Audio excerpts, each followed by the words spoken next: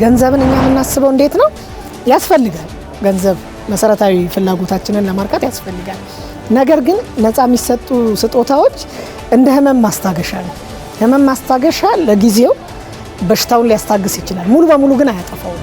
የቴህራን ሰማይ በጥቁር ጭስ ተሸፍኗል። የከተማዋ አውራ ጎዳናዎች በአደጋ ጊዜ ድምፅና በህዝብ ጩኸት ተሞልቷል። የኢራን ሪፐብሊክ ከባድና ደም አፋሳሽ የህዝብ አመጽ እያስተናገደ ይገኛል። ከአልቦርዝ ተራሮች ግርጌ እስከ ፋርስ ባህረ ሰላጤ ድረስ የተቀጣጠለው የህዝብ ቁጣ የስርዓቱን መሰረት እያናጋው ሲሆን የሟቾች ቁጥር በከፍተኛ ፍጥነት እያደገ ወደ 538 ከፍ ማለቱ ተረጋግጧል። በዩክሬን ሰማይ ላይ የተቃጣው የኦሬንሽክ ሚሳኤል ጥቃት የሩሲያ ጄኔራሎች ልቀት የጦርነቱን አዲስ ምዕራፍ መክፈቱን ሰምተዋል። ባለፉት 24 ሰዓት ውስጥ ሩሲያ በኪየቭና ካርኪቭ ከተሞች ላይ በዘንድሮ ዓመት እጅግ አስከፊ የተባለትን የአየር ጥቃት ሰንዝራል። በአንድ ሰዓት ብቻ 20 የሚሆኑ የባላስቲክ ሚሳኤሎችን ወደ ዩክሬን ከተሞች የተኮሱ ሲሆን በካርኪቭ ቢያንስ 4 ሰዎች ሲሞቱ ሌሎች 6 ሰዎች ደግሞ ቆስለዋል። የአንጀት ካንሰር ወንዶችም ሆነ ሴቶችን እኩል ያጠቃል።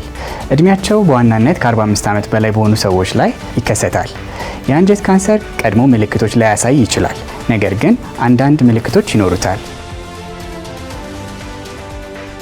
ሰላም ጤና ይስጥልን ውድ ተመልካቾቻችን፣ ሀገሬ ዜና ጀምሯል። የተለያዩ የሀገር ውስጥና ዓለም አቀፍ መረጃዎችን ይዘን ቀርበናል። ከመላው ስቱዲዮ ባልደረባዎቼ ጋር አብሬያችሁ ቆይታ የማደርገው እኔ ዳግም ተገኝ ነኝ። በመጀመሪያም አበይት መረጃዎችን አስቀደምን።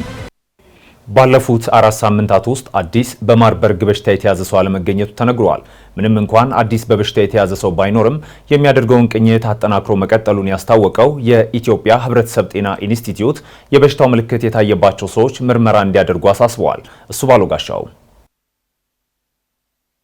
ጤና ሚኒስቴር በደቡብ ኢትዮጵያ ክልል የማርበርግ በሽታ በምርመራ የተገኘባቸው ሰዎች መኖራቸውን ህዳር 3 ቀን 2018 ዓ.ም ካሳወቀ በኋላ ከፍተኛ ትኩሳት፣ ብርድ ማለትና ራስ ምታት፣ የጡንቻና የጀርባ ህመም፣ ማቅለሽለሽን የመሳሰሉ ምልክቶች የታዩባቸው ሰዎች ወደ ሕክምና ተቋማት አምርተው እንዲመረመሩ ጥሪ ማቅረቡ ይታወሳል። በጥሪው መሰረት እንዲሁም ሚኒስቴሩና የህብረተሰብ ጤና ኢንስቲትዩት በቅንጅት ባደረጓቸው ቅኝቶች ቀላል የማይባሉ ሰዎች ምርመራ ያደረጉ ሲሆን ባለፉት 4 ሳምንታት ውስጥ ግን በበሽታው የተያዙ ተጨማሪ ሰዎች አለመገኘታቸው ተነግሯል። በተከታታይ 42 ቀናት ውስጥ በበሽታው የተያዘ ሰው የማይገኝ ከሆነ ማርበርግ ከወረርሽኝ ዝርዝር ውስጥ ይወጣል የሚሉት የኢትዮጵያ ህብረተሰብ ጤና ኢንስቲትዩት ዋና ዳይሬክተር ዶክተር መሳይ ኃይሉ ኢንስቲትዩታቸው አሁንም ቅኝት እያደረገ መሆኑን ጠቁመዋል። የማርበርግ በሽታ ቶሎ ለይተን በጣም ፈጣን ምላሽ ሰጥተናል። ጠንካራ የቅኝት ስራዎችን ሰርተናል። የዝግጁነት የተቀናጀ የብሔራዊ የማስተባበር ስርዓት ተግባር ላይ ውሎ በሽታውን በአጭር ጊዜ ውስጥ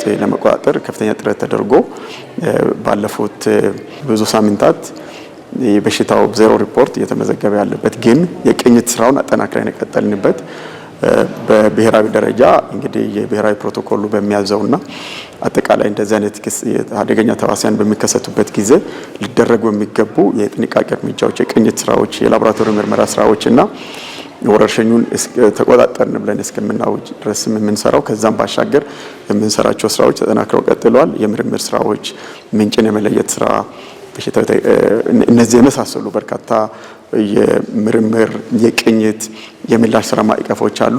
እነዚህ ተጠናክረው ይቀጥላሉ። በበሽታው ከተያዙ ሰዎች ጋር የቅርብ ግንኙነትና ንክኪ የነበራቸውን ሰዎች ከመከታተል ጀምሮ አስፈላጊ የቅኝትና የክትትል ስራዎች እየተሰሩ መሆናቸውን የተናገሩት ዋና ዳይሬክተሩ ማህበረሰቡ ሊዘናጋ እንደማይገባ አሳስበዋል። የበሽታው ምልክቶች የታዩባቸው ሰዎች ወደ ጤና ተቋማት አምርተው ምርመራ ሊያከናውኑ እንደሚገባም ነው አጽንኦት የሰጡበት።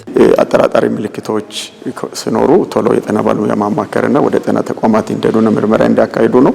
እኛም ቤት ለቤትም በእንደዛ በሽታው የተገኘቶባቸው በነበሩ አካባቢዎች የቅኝት ስራው በጣም ተጠናክሮ ቀጥሏል። ይህንን አጠናክረን የምንቀጥል ነው የሚሆነው። በመግቢያም በመውጫ ኬላዎችም እንደዚሁ የምንሰራው የበሽታው ቅኝትና የላቦራቶሪ ስራዎች አጠናክረን የምንቀጥል ነው የሚሆነው። ለህብረተሰብ ጤና ችግሮች መፍትሄ እንዲሆኑ ቶሎ በተለይ በሽታ መለየትና ምላሽ ለመስጠት የምንገለግልበት በቴክኖሎጂ በመሳሪያ ብቻ ሳይሆን የሰው ኃይል አቅምንም የላቦራቶሪ ቴክኖሎጂስቶች፣ ሳይንቲስቶችና ተመራማሪዎችም አቅም እያሳደግን ያለንበት ሁኔታ ነው ያለው። የኢትዮጵያ የህብረተሰብ ጤና ኢንስቲትዩት መሰል ተላላፊ ወረርሽኞች ወደ ሀገር ውስጥ እንዳይገቡ በድንበር አካባቢዎች የልየታና የቅድመ መከላከል ስራዎችን እየሰራ መሆኑን አስታውቋል።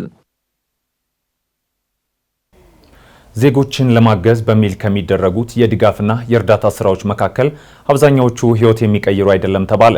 እርዳታዎች ጊዜያዊ ችግርን ከማሳለፍ ባለፈ በዜጎች ህይወት እንዲሁም በአገር አቀፍ ደረጃ ያሉ የድህነት ቅነሳ ስራዎች እንዲሁም ከስራ ፈጠራ አኳያ ያሉ ችግሮችን መፍታት እንዳልቻሉ ተነግሯል።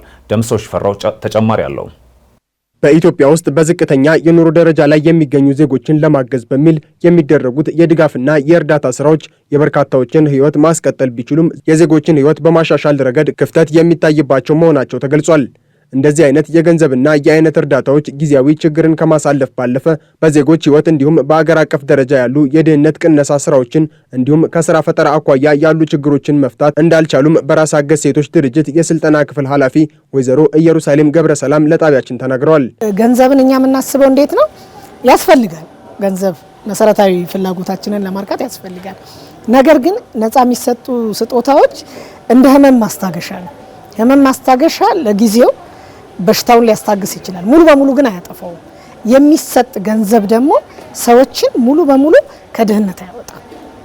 ይሄ ነው ልዩነቱ። እርዳታ መስጠት አክቹአሊ የሚያስፈልጋቸው አሉ። ለምሳሌ ሙሉ በሙሉ መስራት የማይችል አልጋ ላይ የዋለ ሰው ተነስተ ስራ አትለው። እነዛ ሰዎች እገዛ ይፈልጋሉ። እየተራቡ መሞት የለባቸው፣ መብላት አለባቸው። ከዛ ውጭ ግን የሚንቀሳቀስ እግር ያለው እጅ ያለው በደንብ መስራት የሚችል ሰው ቁጭ ብሎ እርዳታ መቀበል ጤና አለው ብለን አናስብም። ከዚህ ቀደም ከነበሩት የእርዳታ ባህሎች በተጨማሪም ከቅርብ ዓመታት ወዲህ በስፋት እየተከናወነ የሚገኘው የበዓላት ወቅት እርዳታዎች ለህብረተሰቡ ከፍተኛ ጠቀሜታ ያላቸው ቢሆንም ተረጂዎቹ በቀጣይነት ራሳቸውን የሚችሉበትና የራሳቸውን የገቢ መጠን የሚያሳድጉበት መንገድ ላይ በስፋት መስራት ካልተቻለ ለውጥ ማምጣት እንደማይቻል ወይዘሮ ኢየሩሳሌም ተናግረዋል። የራስ አገዝ ሴቶች ድርጅትም በመላው ሀገሪቱ ከሚሰራቸው ስራዎች መካከል በሰፊ ትኩረት የሚሰራው ዜጎች ያላቸውን አቅምና ችሎታ በመጠቀም እንዲሁም በተለያዩ አማራጮች በማሳደግ ወደ ስራና የገቢ ምንጭ የሚቀይሩበትን አማራጭ በመፍጠር ላይ ነው ብለዋል። አሁን ነው የበዓል ጥሩ ሁላችንም በየወረዳው በየእንትኑ ጥሩ ነው፣ መጥፎ ነው እያልን አይደለም። መብላትም ግን ምንድነው ያ እዛች በዓሏ ላይ ናት የምታልቀው። ዘይቱም ያልቃል፣ ዶሮም ያልቃል፣ ምግቡም ያልቃል። በቀጣይ ግን እነዚህ ሰዎች እራሳቸው አንድ ቀን እኮ ሊቆም ይችላል። መንግስትም እኮ ያው ከማህበረሰቡ አሰባስቦ አይደለ ያንን ነገር የሚያደርገው። ያ ነገር ቢቆምስ፣ ያንን ነገር ማድረግ ባይቻልስ የሚለውን ነገር ማሰቡ ጥሩ ነው። ያም እያለ ጎን ለጎን ይሄ የሚደረገው ነገር በደንብ ተለይቶ ምንም አቅም የሌላቸው ግን መስራት የሚችሉትን ደግሞ ተለይተው ከመንግስትም ጋር ሆኖ ስልጠና ወስደው ትንንሽ ነገሮችን መንቀሳቀስ አንዳንዴ እኮ ደስ ይላል። ግን ምናልባት የእርካታ ሌቭላቸውንም ቴስት ብናደርግ ይሄ የሚሰጥ ነገር በገዛ የሚገኝ ነገር ብዙ ጊዜ እርካታ አይኖረው። በራስ ለፍተ የምታመጣው ነገር ግን ብዙ ጊዜ ተረካበታል። ያንተ እንትን አለበት፣ ኤፈርት አለበት፣ ጥረት አለበት። ይህ አይነቱ አሰራር ሀብትን መሰረት ያደረገ የልማት አቅጣጫ በሚል ስያሜ በተለያዩ የዓለም ሀገራት በሰፊው የሚሰራበት ቢሆንም በኢትዮጵያ ውስጥ ግን አሁንም ድረስ በፖሊሲ የተደገፈ አሰራር እንደሌለው በአዲስ አበባ ዩኒቨርሲቲ የሶሻል ወርክ ፕሮፌሰር የሆኑት ዋሴ ከበደ ያስረዳሉ። በተወሰነ ደረጃ በኢትዮጵያ ውስጥ ተግባራዊ እየሆነ ያለ አሰራር ቢሆንም በሀገር ውስጥ ካለው ነባራዊ ሁኔታ እንዲሁም የተፈጥሮና ማህበራዊ ሀብቶች ጋር አስተሳስሮ መስራት ከተቻለ ከየትኛውም አይነት የልማትና የድጋፍ ስራዎች በተሻለ መልኩ ለውጥ ማምጣት የሚችል እንደሆነም ገልጸዋል። አሁን የመጣውን የጥገኝነት ስሜቱን በማስወገድ ቢሰራበት በእውነት ከየትኛውም የዓለም ክፍል ኢትዮጵያ ውስጥ ይሄ ሀብትን መሰረት ያደረገ የልማት አቅጣጫ አዋጭነት አለው ብዬ ነው ማስበው። ነገር ግን በህግና በፖሊሲ የተደገፈ መንግስት እንደ አንድ የትልቅ የልማት አቅጣጫ አድርጎ ማህበረሰቡንም ደግሞ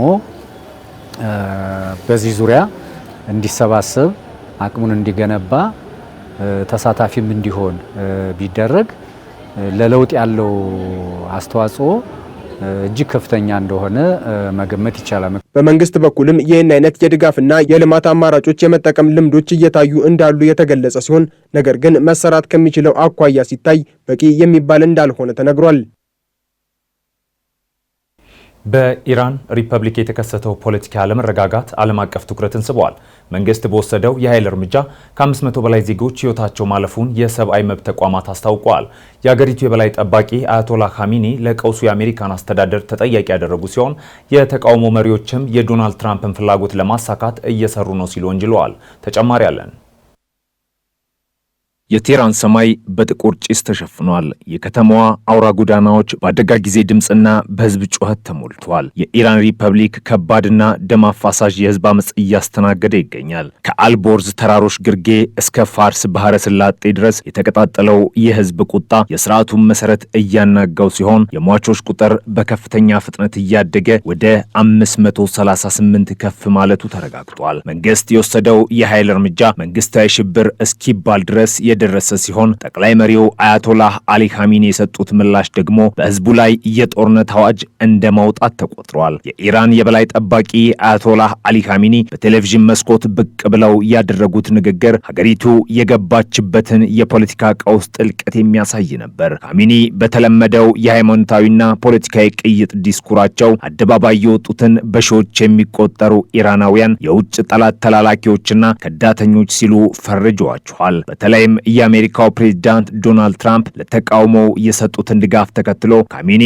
የተቃውሞውን መንስኤ ከህዝብ ብሶት ነጥለው ከውጭ ሴራ ጋር ለማያያዝ ከፍተኛ ጥረት አድርገዋል። እነዚህ መንገዶቻችን የሚያቃጥሉ፣ የህዝብን ንብረት የሚያወድሙና ስርዓቱን የሚሳደቡ ወንበዴዎች ዶናልድ ትራምፕን ለማስደሰት የሚሰሩ አሻንጉሊቶች ናቸው ሲሉ ኻሜኒ በቁጣ ተናግረዋል። የንግግራቸው መንግስት ለህዝቡ ጥያቄ ፖለቲካዊ መፍትሄ ከመስጠት ይልቅ የኃይል እርምጃን እንደ ብቸኛ አማራጭ መምረጡን ያረጋገጠ ሆኗል። ኻሜኒ ንግግራቸውን ሲቀጥሉ የተቃውሞ መሪዎች የአሜሪካና የእስራኤልን ጥቅም ለማስጠበቅ የሚንቀሳቀሱ መሆናቸውን በመግለጽ የጸጥታ ኃይሎች ያለምንም ምህረት እርምጃ እንዲወስዱ አረንጓዴ መብራት አሳይተዋል። የአሜሪካን ጭብጨባ የሚፈልጉ የሰይጣንን መንገድ የመረጡ ናቸው፣ ኢራን በውስጥ ባንዳዎች አትንበረከክም ያሉት ኻሜኒ ጉዳዩን ከሉዓላዊነትና ከሃይማኖት ክብር ጋር በማያያዝ የባሲጅ ሚሊሻዎችና የአብዮታዊ ዘብ ጠባቂዎችን ስሜት ለመቀስቀስ ሞክረዋል። ሆኖም ይህ ንግግር በህዝቡ ዘንድ የፈጠረው ስሜት ፍርሃት ሳይሆን ይበልጥ የከረረ ጥላቻና ቁጣ ሆኗል። የሟቾች ቁጥር መጨመርና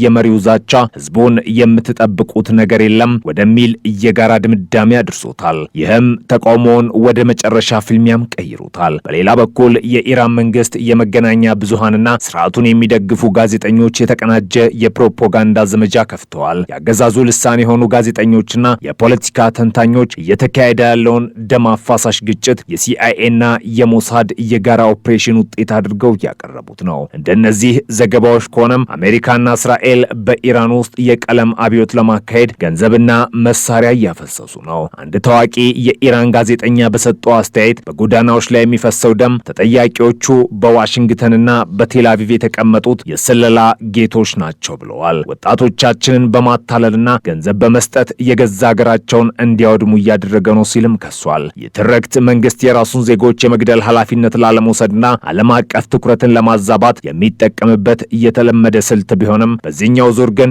በህዝቡ ዘንድ ተቀባይነት አላገኘም። የኑሮ ውድነቱ፣ የነጻነት እጦቱና የሰብአዊ መብት ጥሰቱ እውንና የሚጨበጥ በመሆኑ ህዝቡ ለፕሮፓጋንዳው ጆሮ እየሰጠ አይመስልም። የተቃውሞ ማዕከል የሆነው የቴህራን ግራንድ ባዛር አሁንም ድረስ በጭስና በሳት ተከቦ ይገኛል። የኢራን የኢኮኖሚ ጀርባ አጥንት የሆኑት ነጋዴዎች አድማቸውን አጠናክረው መቀጠላቸው መንግስትን በኢኮኖሚ አንቆ ይዞታል። የጸጥታ ኃይሎች ሱቆችን ኃይል ለማስከፈት ያደረጉት ሙከራ ወደ ግጭት ተቀይሮ የገበያው አካባቢ የጦር ሜዳ መስሏል። ከህንፃዎች ጣራ ላይ የሚተኩሱ ስናይፐሮች፣ በሞተር ሳይክል የሚርመሰመሱ የባሲጅ ታጣቂዎችና ድንጋይ የያዙ ወጣቶች የፈጠሩት ትዕይንት የከተማዋን ሰላም ሙሉ በሙሉ አጠፍቶታል። ሩሲያ በዩክሬን ዋና ከተማ ኪየቭና በሁለተኛዋ ትልቋ ከተማ ካርኪቭ ላይ በዘንድሮ የፈረንጆቹ ዓመት 2026 እጅግ አስከፊ የተባለለትን የአየር ጥቃት መፈጸሟ ተሰማ። በካርኪቭ ከተማ ዳርቻዎች ላይ በደረሰው በዚህ የሚሳኤል ድብደባ ቢያንስ 4 ሰዎች ሲሞቱ 6 ደግሞ መቁሰላቸው ተረጋግጧል። ሚኪያስ ኃይሌ ተጨማሪ አለው። በዩክሬን ሰማይ ላይ የተቃጣው የኦሬንሽክ ሚሳኤል ጥቃት የሩሲያ ጄኔራሎች እልቀት የጦርነቱን አዲስ ምዕራፍ መክፈቱን ተሰምተዋል። ባለፉት 24 ሰዓት ውስጥ ሩሲያ በኪየቭና ካርኪቭ ከተሞች ላይ በዘንድሮ ዓመት እጅግ አስከፊ የተባለለትን የአየር ጥቃት ሰንዝራለች። በአንድ ሰዓት ብቻ 20 የሚሆኑ የባላስቲክ ሚሳኤሎችን ወደ ዩክሬን ከተሞች የተተኮሱ ሲሆን በካርኪቭ ቢያንስ 4 ሰዎች ሲሞቱ ሌሎች 6 ሰዎች ደግሞ ቆስለዋል። የጥቃት የተፈጸመው ሩሲያ በምዕራብ ዩክሬን የምትገኘው ሊቪቭ ከተማ ላይ ኦሬሽኒክ ሚሳኤል የተሰኘውን ከድምጽ ፍጥነት ፍጥነት በ10 እጥፍ በላይ የሚጓዘውን ሚሳኤል መጠቀሟን ተከትሎ በተባበሩት መንግስታት ድርጅት የጸጥታው ምክር ቤት ከፍተኛ ውግዘት በደረሰባት ማግስትም ነው። የሩሲያና የዩክሬን ጦርነት 4ኛ ዓመት ሊደፍን ጥቂት ወራት ብቻ ሲቀሩት ግጭቱ ወደ አዲስና አደገኛ ምዕራፍ መሸጋገሩን የሚያሳዩ ክስተቶች እየተከታተሉ ይገኛሉ። ባለፈው ሳምንት ሩሲያ ኦሬንሽክ የተሰኘውን አዲስና እጅግ ዘመናዊ ባላስቲክ ሚሳኤል በዩክሬን ላይ መተኮሷ በዓለም አቀፍ ደረጃ ከፍተኛ ድንጋጤ ውግዘትንም ፈጥሯል። ይህ ድርጊት በአሜሪካና ብሪታንያ አደገኛና ሊገለጽ የማይችል የጦርነት ማባባስ ተብሎም ተፈርጇል። የኔቶ ዋና ጸሐፊ ማርክ ሩት አውሮፓ ከሩሲያ ጋር የአያቶቻችን ዘመን አይነት ላሉት መጠነ ሰፊ ጦርነት ራስን ማዘጋጀት እንደሚገባ ማስጠንቀቂያም ሰጥተዋል። ሩሲያ በሚቀጥለው 5 ዓመታት ውስጥ በኔቶ አባላት ላይ ወታደራዊ ጥቃት ልትሰነዝር እንደምትችል የገለጹ ሩት የአውሮፓ ሀገራት የመከላከያ ወጪያቸውና ትጥቅ ምርታቸውን በአስቸኳይ እንዲጨምሩ አሳስበዋል። ፕሬዚደንት ቭላዲሚር ፑቲን በበኩላቸው ሩሲያ አሁን ለጦርነት ዝግጁ መሆኗን መግለጻቸው ውጥረቱን ይበልጥም አባብሶታል። ይህ በእንዲህ እንዳለ ፕሬዚደንት ቮሎዲሚር ዜሌንስኪ በዶንባስ አካባቢ ነጻ ኢኮኖሚ ቀጠና መፍጠር የሚያካትት አዲስ ባለ 20 ነጥብ የሰላም እቅድ ለአሜሪካ አቅርበዋል። ይሁን እንጂ የዶኔትስክ ግዛት ይዞታና የዛፖሪዥያ የኒውክሌር ጣቢያ ጉዳይ አሁንም ዋና ያለመግባባት ነጥቦች ሆነው ቀጥለዋል። ትራምፕ አስተዳደር አውሮፓ በአሜሪካ ላይ ያላትን ወታደራዊ ጥገኝነት እንድትቀንስ ግፊት እያደረገ ሲሆን ሩሲያ ደግሞ አውሮፓ ለዘላቂ ሰላም እንቅፋት ሆናለች ስትልም ከሳለች። በተጨማሪም እንደ ፖላንድ፣ ሮማኒያና ሊቱዌኒያ ያሉ ሀገራት የሩሲያ ድሮኖች የአየር ክልላቸውን መጣታቸውና ድብቅ ጦርነት እየተካሄደባቸው መሆኑን ገልጸዋል። ባለፈው ሐሙስ ሌሊት ሩሲያ በመቶዎች የሚቆጠሩ ድሮኖችና በደርዘን የሚቆጠሩ ሚሳኤሎች በመጠቀም በዩክሬን ላይ መጠነ ሰፊ ጥቃትን ሰንዝራለች። የዚህ ጥቃት ዋነኛ መነጋገሪያ የሆነው ግን ኦሬንሽክ የተሰኘው ሃይፐርሶኒክ ሚሳኤልም ነው። እንደ ሩሲያው ፕሬዝዳንት ቭላዲሚር ፑቲን ገለጻ ይህ ሚሳኤል ከድምጽ ፍጥነት ከ10 እጥፍ በላይ የሚጓዝ በመሆኑ በማንኛውም የአየር መከላከያ ስርዓት ሊመታ ወይም መከላከል ይደረግ አይችልም። በተባበሩት መንግስታት ድርጅት በጸጥታው ምክር ቤት አስቸኳይ ስብሰባ ላይ የአሜሪካው ምክትል አምባሳደር ታሚ ብሩስ ሩሲያ ይህን የኒውክሌር ጦር መሳሪያ የመሸከም አቅም ያለው ሚሳኤል መጠቀሟን አጥብቀውም ኮንነዋል። የድርጊት ጦርነቱ ይበልጥ የሚያባብስና የሰላም ጥረቶችን የሚያደናቅፍም ነው ብለዋል። በተመሳሳይ የብሪታንያ ተጠባባቂ አምባሳደር ጄምስ ካርዊኪ ጥቃቱን ግድ የለሽ ሲሉ የገለጹት ሲሆን ፑቲን ሰላም እፈልጋለሁ እያሉ በተግባር ግን ሌላ ታሪክ እየጻፉ መሆኑንም ተናግረዋል። ሩሲያ በበኩሏ ጥቃቱን የሰነዘረችው በምዕራብ ዩክሬን የሚገኘውን ሊቪቭ የመንግስት አቪዬሽን ጥገና ፋብሪካን ኢላማ ለማድረግ መሆኑን ገልጻለች። ይህ ፋብሪካ በምዕራባውያን የተሰጡትን ኤፍ-16 እና ሚግ 29 ተዋጊ አውሮፕላኖችን ለመጠገን እንዲሁም የሩሲያን ግዛት የሚያጠቁ ድሮኖችን ለማምረት ያገለግል እንደነበር ሞስኮ ትናገራለች። ሞስኮ ለዚህ ጥቃት እንደ ምክንያት ያቀረበችው የዩክሬን ጦር በፕሬዝዳንት ቭላዲሚር ፑቲን ሰሜናዊ መኖሪያ ላይ 91 ድሮኖችን በመጠቀም ጥቃት ለመሰንዘር ሞክሯል የሚልም ነው። የሩሲያ መከላከያ ሚኒስትር ባለፉት ታህሳስ ወር ላይ ለአሜሪካ ወታደራዊ አባሪ ባቀረበው ማስረጃም ከጥቃቱ ተረፈ የድሮን ክፍል ማሳየቱንና ይህም ጥቃቱ በቀጥታ ፕሬዝደንቱን ኢላማ ያደረገ መሆኑን እንደሚያረጋግጥም ገልጸዋል። ዩክሬንና ምዕራባውያን ግን ይህን የሩሲያ ክስ የፈጠራ ወሬ ሲሉ ውድቅም አድርገውታል። ኪቭ እንደምትለው ከሆነ ሩሲያ ይህንን ሰበብ እየተጠቀመች ያለችው አውሮፓውያን ሀገራት ከጦርነቱ በኋላ በዩክሬን ላይ ሰላም ለማስከበር ወታደሮቻቸውን ለመላክ ያደረጉት ያለው ዝግጅት ለማስፈራራት የሚያለመ መሆኑን ትናገራለች። ጦርነቱ በሩሲያ ወታደራዊ አመራር ላይ የደረሰ ያለውን ጉዳት ቀላል አለመሆኑ የሚያሳዩ አዳዲስ መረጃዎችም ወጥተዋል። ዘኢንሳይደር የተሰኘ የምርመራ ተቋም ባወጣው ሪፖርት መሰረትም ጦርነቱ ከተጀመረበት የካቲት 2022 ጀምሮ ቢያንስ 19 የሩሲያ ጄኔራሎች ተገድለዋልም ብለዋል። እነዚህ ከፍተኛ መኮንኖች ተገደሉት በጦር ግንባር ብቻ ሳይሆን በሩሲያ ግዛት ውስጥ በሚገኙ ከተሞች ጭምር በደረሱ በሚሳኤል ጥቃቶች፣ በመኪና ቦምቦችና በደፈጣ ጥቃቶችም መሆኑ ተገልጿል። ሜጀር ጄኔራል አንድሬ ስኮቬትስኪ በጦርነት መጀመሪያ አካባቢ በዩክሬን ነጣጣሪ ተኳሽ የተገደሉ ናቸው። ሌተናል ጄኔራል ኢጎር ኬርሎቭ በታህሳስ 2024 በሞስኮ ከተማ ውስጥ በደረሰ ፍንዳታም የተገደሉ ናቸው። ሜጀር ጄኔራል ካናማት ቦቶቬቭ በጡረታ ላይ ያሉ ዋግነር የተሰኘው ቅጥረኛ ጦር ተቀላቅለው አውሮፕላን ሲያበሩ የተገደሉ ሌላኛው ከፍተኛ የመከላከያ አመራር ናቸው። በአጠቃላይ እስካሁን ባለው መረጃ መሰረት ከ7495 በላይ የሩሲያ መኮንኖች ከዝቅተኛ እስከ ከፍተኛ መገደላቸውን ዘግበዋል። ይህ ቁጥር የሩሲያ ወታደራዊ እዝ ሰንሰለት በእጅጉ የተፈታተነው እንደሚገኙም ዘግበዋል። በክሮቭስክ ግንባር የሚገኘው የሩሲያ መኮንኖች ሞራላቸው መውረዱና ወደ ደህና ቦታ እንዲዘዋወሩ እየጠየቁ መሆኑን የዩክሬኑ ኪቭ ኢንዲፔንደንት ዘግበዋል።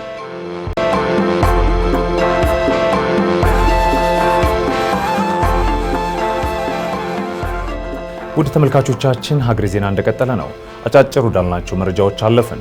የኢትዮጵያ ሲቪል አቪዬሽን ባለስልጣን ለሁለት ተቋማት የስራ ፈቃድ ሰጥቷል። እውቅና የተሰጣቸው ተቋማቱ በኢትዮጵያ አየር ኃይል ስር ለሚገኝ ማዕከል የግል አውሮፕላኖችን መጠገን የሚያስችል እንዲሁም ለኢንተርናሽናል ካርጎና አቪዬሽን አገልግሎት ወይም አይካስ የግል ድርጅት የአቪዬሽን ማሰልጠኛ ተቋማት ነው። ከዚህ ቀደም አገልግሎቱን በሀገር ውስጥ ማግኘት ባለመቻላቸው በሀገር ኢኮኖሚ ላይ ከፍተኛ ጉዳት ሲያስከትል እንደቆየም ተገልጿል። በመሆኑም የጥገና ተቋሙ ዓለም አቀፍ የበረራ ደህንነት መስፈርቶችን መሰረት አድርጎ አገልግሎት የሚሰጥ እንደመሆኑ ለሀገሪቱ የግል አየር መንገዶች ሁለንተናዊ እድገት የጎላ አበርክቶ ይኖራልም ተብሏል።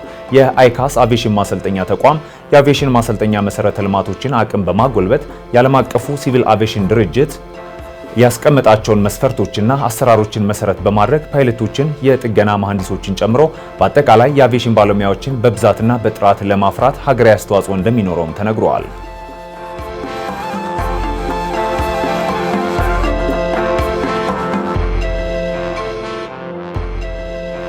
በደቡብ ምዕራብ ኢትዮጵያ ሕዝቦች ክልል በምዕራብ ኦሞ ዞን ሱሪ ወረዳ ጉብኝት ላይ በነበሩ ቱሪስቶች ላይ በተፈጸመ ጥቃት 2 የቱርክ ዜጎችና 1 ኢትዮጵያዊ አሽከርካሪ መገደላቸውን የክልሉ መንግስት አስታውቋል። ጥቃቱ ማንነታቸው ያልታወቁ አርብቶ አደር ሽፍቶች ሲል በጠራቸው አካላት ትላንት ጥር 4 ቀን 2018 ዓ.ም ከጠዋቱ 2 ሰዓት ገደማ መፈጸሙን የክልሉ ኮሚኒኬሽን ቢሮ ባወጣው መግለጫ ገልጿል።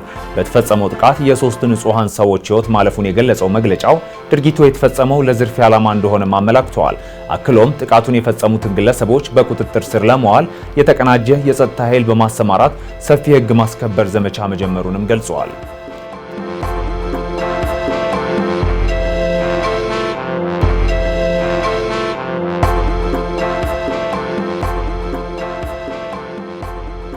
በጎንደር ከተማ የጥምቀት በዓልን ምክንያት በማድረግ የሚመጡ እንግዶችን ለመቀበል ዝግጅት መደረጉን ክልሉ አስታውቋል። በዓሉን አስመልክቶም እስከ 2 ሚሊዮን እንግዶች ይሳተፋሉ ተብሎ እንደሚጠበቅም ተጠቁመዋል። ከበዓሉ ባሻገር እስከ ጥምቀት ዋዜማ ባሉት ቀናት የተለያዩ ሁነቶችና የባህል ሳምንት ፌስቲቫል እንደሚካሄድም ተገልጿል። የከተማው አገልግሎት ሰጪ ድርጅቶች እንግዶችን መቀበል የሚያስችላቸውን የተሟላ ዝግጅት ማድረጋቸውም ተነግሯል። በተጨማሪም አንድ እንግዳ ለአንድ አባወራ በሚል በእንግዳ ተቀባይነት ባህል መሰረት ህዝቡ መኖሪያ ቤቱን አዘጋጅቶ በዓሉን ለመታደም የሚመጡ እንግዶችን ተቀብሎ ለማስተናገድ በመጠባበቅ ላይ እንደሚገኝም አስታውቋል።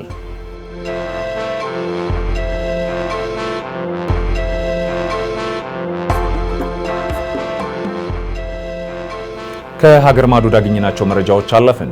የኒጀር መንግስት ወደ ማሊ ነዳጅ አናጓጉዝም ያሉ አሽከርካሪዎችን የስራ ፍቃድ መሰረዙን አስታውቋል።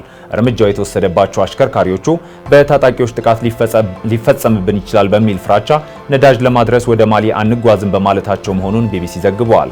የሀገሪቱ የትራንስፖርት ሚኒስቴር የ14 የትራንስፖርት ድርጅቶችና የ19 አሽከርካሪዎችን ፍቃድ መሰረዙንም ገልጿል።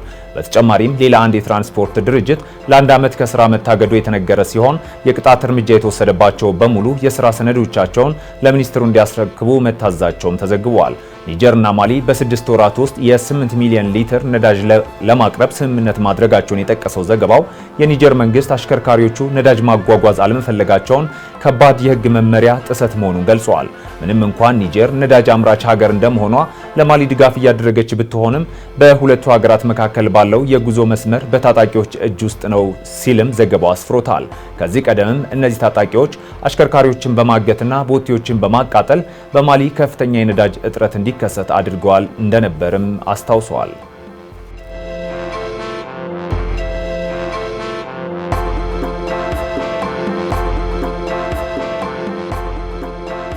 ቻይና የአሜሪካው ፕሬዝዳንት ዶናልድ ትራምፕ ከኢራን ጋር የንግድ ግንኙነት ባላቸው ሀገራት ላይ ጣሉትን የ25 በመቶ ታሪፍ በመቃወም ጥቅሟንና መብቷን እንደምታስከብር አስታወቀች። የቻይና የውጭ ጉዳይ ሚኒስቴር ቃል አቀባይ ማኦ ኒንግ በሰጡት መግለጫ በታሪፍ ጦርነት አሸናፊ እንደሌለ ጠቁመው ቻይና ሕጋዊ መብቶቿን በጽኑ እንደምትከላከል ገልጸዋል። ትራምፕ ይህንን ውሳኔ ያስተላለፉት በኢራን በተቀሰቀሰ ተቃውሞ የበርካታ ሰዎች ሕይወት ማለፉን ተከትሎ ነው።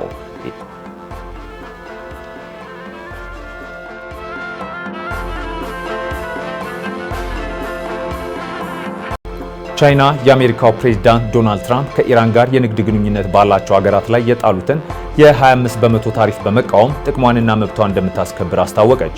የቻይና የውጭ ጉዳይ ሚኒስቴር ቃል አቀባይ ማኦ ኒንግ በሰጡት መግለጫ በታሪፍ ጦርነት አሸናፊ እንደሌለ ጠቁመው ቻይና ሕጋዊ መብቶቿን በጽኑ እንደምትከላከል ገልጸዋል። ትራምፕ ይህንን ውሳኔ ያስተላለፉት በኢራን በተቀሰቀሰ ተቃውሞ የበርካታ ሰዎች ሕይወት ማለፉን ተከትሎ ነው። ቃል አቀባዩ አክለውም ወደ ኢራን የሚጓዙ ቻይናውያንን በተመለከተ መንግስታቸው ሁኔታውን በቅርበት እየተከታተለ መሆኑን ገልጸው የዜጎችን ደህንነት ለመጠበቅ አስፈላጊውን እርምጃ እንደሚወስዱ አረጋግጠዋል። በኢራን በተፈጠረው አለመረጋጋት እስካሁን የ648 ሰዎች ሕይወት ማለፉን የሰብአዊ መብት ተሟጋች ድርጅቶች መረጃ ያመላክታል።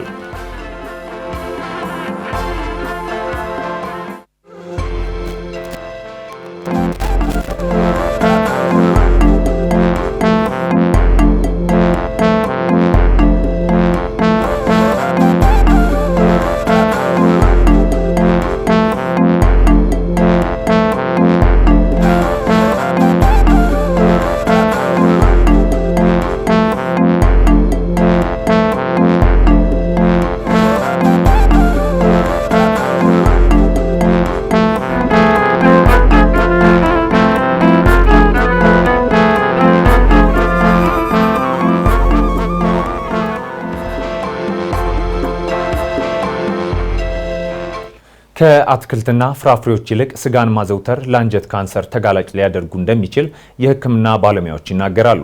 የሆድ ህመም ምክንያቱን ያላወቅነው የክብደት መቀነስ እንዲሁም የድካም ስሜት የህመሙ ምልክቶች መሆናቸውም ይነገራል። የዛሬ ጤና አዳም ጥንክራችን ነው። ተከታትለን እንመለስ።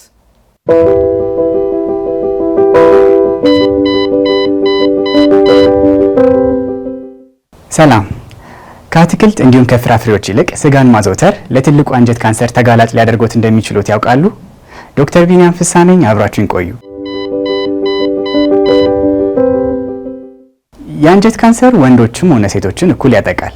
እድሜያቸው በዋናነት ከ45 ዓመት በላይ በሆኑ ሰዎች ላይ ይከሰታል። የአንጀት ካንሰር ቀድሞ ምልክቶች ላያሳይ ይችላል፣ ነገር ግን አንዳንድ ምልክቶች ይኖሩታል። ለምሳሌ ከወትሮ በተለየ ሁኔታ ማስቀመጥ ወይም ድርቀት፣ ደም የቀላቀለ ሰገራ፣ የሆድ ህመም፣ ምክንያቱ ያልታወቀ የክብደት መቀነስ እንዲሁም የድካም ማለት የአንጀት ካንሰር ምልክቶች ናቸው። ለአንጀት ካንሰር ተጋላጭ ሊያደርጉን የሚችሉ ነገሮች ምንድን ናቸው? እድሜያችን ከ45 ዓመት በላይ ከሆነ ብሎም ቤተሰብ ከዚህ በፊት የአንጀት ካንሰር ከነበረበት፣ አትክልቶችን እንዲሁም ፍራፍሬዎችን አለመመገብ ይልቅም ስጋን ማዘውተር፣ ሲጋራ ማጨስ እንዲሁም አልኮል መጠቀም ለአንጀት ካንሰር ተጋላጭ ያደርገናል። አንጀት ካንሰርን እንዴት መከላከል እንችላለን? አመጋገባችንን ማስተካከል ዋና መከላከያ መፍትሄው ነው።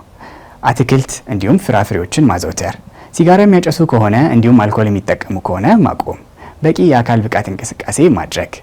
እድሜው ከ45 ዓመት በላይ የሆነ ሰው ደግሞ ለአንጀት ካንሰር ቅድመ ምርመራ ማድረግ ይኖርበታል። ይህ ቅድመ ምርመራ በዋናነት ኮሎኖስኮፒ በሚባል ካሜራ ባለው መሳሪያ በፊንጢጣ በኩል በመግባት አንጀት ላይ ያሉ ለውጦችን ማየት የአንጀት ካንሰር ገዳይ ከሚባሉ የካንሰር አይነቶች ውስጥ ቀዳሚ ድርሻውን ይወስዳል። ከላይ የተነጋገርናቸው ምልክቶች ካስተዋሉ በጊዜ ምርመራ በማድረግ በቶሎ ሕክምና ማግኘት ይቻላል። ከዚህ በተጨማሪ በየጊዜው ለአንጀት ካንሰር ቅድመ ምርመራ በማድረግ ነገሩን በጊዜ ማወቅ ይቻላል። ሰላም።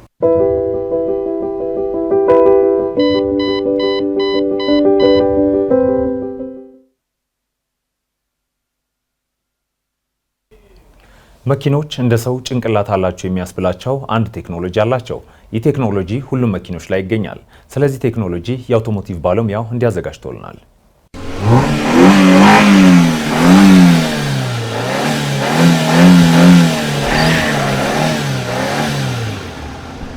ሰላም ሰላም፣ እንደምናላችሁ ውድ ተመልካቾቻችን፣ በደረጃችን የመኪና ጭንቅላት እየተባለ ስለሚጠራው ኢሲዩ ወይ ደግሞ ኢንጂን ኮንትሮል ዩኒት ስለሚባለው ቴክኖሎጂ ጠቃሚ መረጃ ይዤላችሁ ቀርብ ያለው ከመረጃዎቹ ጋር አብሬያችሁ የምቆየው የአውቶሞቲቭ ባለሙያ አዶንያ አብርሃ ነኝ። መልካም ቆይታ።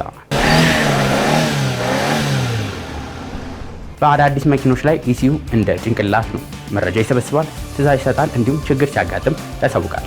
ይህ ኢሲዩ የምንለው ብዙ ጊዜ በዘመናዊ መኪኖች ላይ የምናገኘው ሲሆን ከመኪናችን ዳሽቦርድ ጀርባ የምናገኘውና በአንድ ጊዜ ብዙ ነገሮችን መቆጣጠር ይችላል። ይህም ተግባሩ የሚያከናውነው መኪናው በተገጠመለት በተለያዩ ሴንሰሮች በመታገዝ ነው። ከእነዚህም ሴንሰሮች ከብዙ በጥቂቱ ኦክሲጅን ሴንሰር፣ ትሮትል ፖዚሽን ሴንሰር፣ ኢንጂን ቴምፕሬቸር ሴንሰር፣ ኤርፍሎ ሴንሰር እንዲሁም ተጨማሪ ሴንሰሮችም አሉት። በእነዚህም በመታገዝ ኢሲዩ ምን ያህል ነዳጅ እንደሚያስፈልግ፣ መቼ መከታተል እንዳለበት፣ መኪናው አውቶማቲክ ከሆነ ደግሞ ማርሽ መቼ መቀየር እንዳለበት የሚያሳውቀን ነው። ከቀላሉ ስንጀምር የመኪናችንን የነዳጅ ፔዳል ስንረግ ይህ ኢሲዩ የረገጥንበትን ጉልበት በማየት መኪናው የተጓዘበትን ያለውን ፍጥነት በማገናዘብ ምን ያህል ነዳጅ እና አየር ወደ ሞተሩ መግባት እንዳለበት የሚመጥንልን ነው። እንዲሁም መኪናው ማርሽ እንዲቀይር የሚያዘው ነው፣ በተለይ አውቶማቲክ ከሆነ ማለት ነው። ታዲያ ይህ ምን አይነት ጥቅም አለው ካልን መኪናው የተሻለ የነዳጅ አጠቃቀም፣ የተመቸ የጉዞ ሂደት፣ አነስተኛ ጭስ እንዲኖረው ያደርገዋል። ኢሲዩ ታዲያ ሲበላሽ ምን ይፈጠራል ካልን ኢሲዩ ሲበላሽ መኪናው ሙሉ ለሙሉ ላይነሳ ይችላል። መኪናው ቢነሳ እንኳን በጣም ዝቅተኛ የሆነ የመንቀሳቀስ ሂደት ነው የሚሆነው። ወዲያው ሞተር መጥፋት፣ ብዙ ነዳጅ ማቃጠል ልትመለከቱ ትችላላችሁ። ከዚህ በተጨማሪ ደግሞ የመኪናችን ቼክ ኢንጂን መብራት በርቶ ይቀራል። ይህ የመኪና ጭንቅላት በተለያዩ ምክንያቶች ሊበላሽ ይችላል። ከነዚህ መካከል የመጀመሪያው ውሃ ወደ ኢሲዩ ሲገባ፣ ሌላኛው ደግሞ በቮልቴጅ ስፓርክ እንዲሁም በእድሜ ብዛት ሊበላሽ ይችላል። ከዚህ በተጨማሪ በዚህ የመኪና ጭንቅላት ብቻ በውስጡ ሌሎች ነገሮችም አሉ። ኢሲዩ በአጠቃላይ የሚጠራበት ስያሜ ሲሆን በውስጡ ከምናገኛቸው መካከል ኢሲኤም ይባላል። ይህ ማለት ኢንጂን ኮንትሮል ሞጁል የምንለው ማለት ነው። ከዚህ በተጨማሪ ደግሞ ሌላኛው ፒሲኤም የምንለው አለ። ይሄኛው ፓወር ኮንትሮል ሞጁል፣ ይህ ደግሞ አጠቃላይ የመኪናው ሞተሩን እንዲሁም ማርሹን የሚቆጣጠርልን ነው። ስለ አስፈላጊነቱ ይህን ያህል ካልን የኢሲዩ አስፈላጊነት ተረድታችሁታል ብለን እናስባለን። ለዛሬ ይዤላችሁ የቀሩት መረጃ ይህን ይመስል ነበር። በቀጣይ ሌሎች ከመኪናው ጋር በተገናኙ መረጃ እስከምንገናኝ ድረስ መልካም ሁሉ ተመኘው።